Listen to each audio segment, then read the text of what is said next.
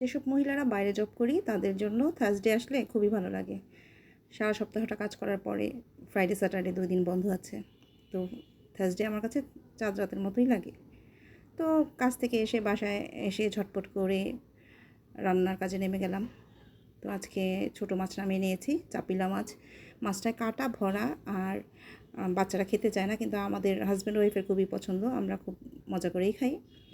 তো এই আজকে চাপিলা মাছটা একটুখানি পেঁয়াজ দিয়ে ভুনা করব। আর বাচ্চারা ছোটোবেলায় অনেক কিছুই ওদের খাইয়ে দিয়েছি, কিন্তু এখন বড় হয়েছে, তাদের অনেক চয়েস হয়েছে, এটা সেটা খেতে চায় না। ছোটো মাছ হলে তো খেতেই চায় না, তখন অন্য কিছু করতেই হয়। তো আমি ওদের জন্য সেদিন ডিম করে দেই। আজকে ওদের জন্য ডিমটা আলু দিয়ে করে দিব। আর কি বলে, আমি আজকে এই মাছটা টমেটো দিয়ে একটু পেঁয়াজ দিয়ে ভুনা ভুনা করব।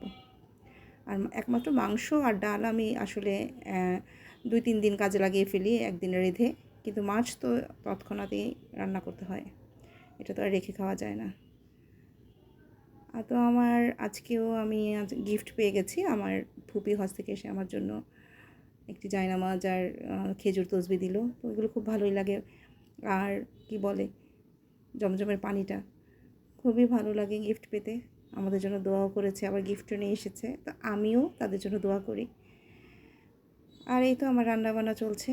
তো ভিডিওগুলো ভালো লাগলে অবশ্যই একটা লাইক আর কমেন্ট করবেন। আল্লাহ হাফেজ সবাইকে।